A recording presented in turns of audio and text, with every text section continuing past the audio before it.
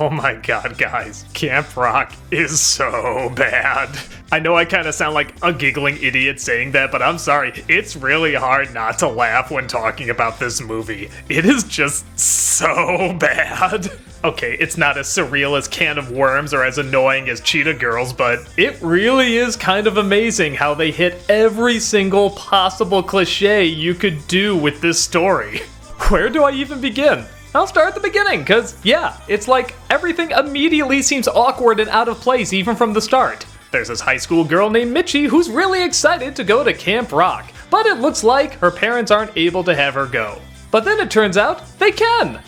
Yeah, that's the opening. What was the point of that? She finds out she can't go, she mopes for maybe a minute, and then the parents are so excited they tell her that they can go because they're catering there, and she's excited again. Why wasn't that edited out? I'll tell you exactly why. Because they saw in other movies this cliche where somebody is sad they can't go to a place but then happy when they find out they can. Even though they don't really grasp that that goes through a long time and there's ups and downs, peaks and valleys and arches and stuff like that. No, you just need a minute of this not yet developed character sulking and then suddenly being happy. And that's pretty much how the rest of the film works, just trying to cram in as many cliches as possible. They can't even juggle them all.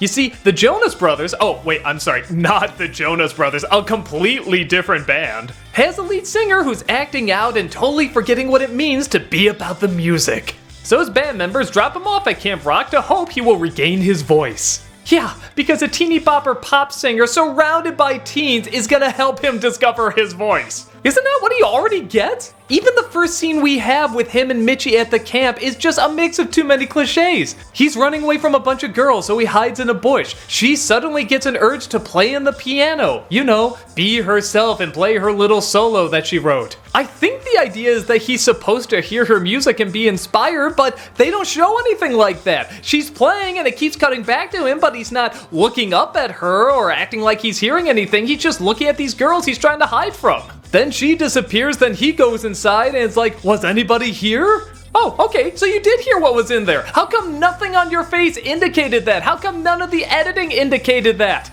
Well, no time to answer that. We have to get to all our incredibly cliched characters. Like the popular bully, who apparently runs the camp.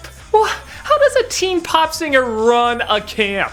Even the snarky best friend stereotype is like, yeah, music doesn't fly here, it's all about the bling. That's why she runs the camp. But it's okay because Mitchie, of course, makes up a lie that her parents are incredibly popular and presidents of companies and stuff like that. And she's totally been in a lot of music videos and uh-oh, will that lie be revealed somewhere down the road? Well, again, we have no time for that cliche because we had to get to the cliche of the Jonas Brother just sitting alone saying he doesn't like being a label and he wants to work on his own music and not this cookie cutter stuff. Newsflash, jackass, the guy sitting alone on the beach playing his guitar is also a label. You're living proof of that being a Jonas Brother acting out this cliche. But up, we have to get to the cliche of the bully girl throwing food at another girl, but it's okay because she'll still sabotage her by interrupting her performance saying that she saw a snake. Okay, so it got interrupted. The girl can go right back to playing. Oh, no, she's too mad. Apparently she can't keep playing. What reality is this in? And where the hell are the counselors? There's no order at this place. But apparently that's still not enough cliches, so the bully girl makes it look like she stole something from her. Oh my god, this is overload. Did anybody have an original thought when making this? But it's tragic too, because that bully girl, it turns out her mother is a pop star and doesn't have time for her. Ooh, this film's deep, guys. So now Mitchie's a liar and apparently a thief, but of course, it'll take some sort of big jam concert at the end to make everybody okay. Mitchie, her best friend, Jonas Brother number 3, even the bully girl ends up being a best friend at the end. Okay, you know what? I am sick of this. There needs to be some consequences. I'm usually for forgive and forget and everything, but this is ridiculous. What number Disney Channel movie is this where they just kiss and make up at the end? Totally forget all the terrible things they've done and they just allow them to be friends again. I know it's good to be nice, but I'm sorry, there's gotta be some goddamn responsibility in this world. Oh, and by the way, in answer to the first question you were probably asking when you saw this review, the answer is no. The Jonas Brothers cannot act. We have a problem with that. Actually, I don't really have a problem with that. We have a problem with that. One word. Payback. That's 2 words. Bye. God, is that painful.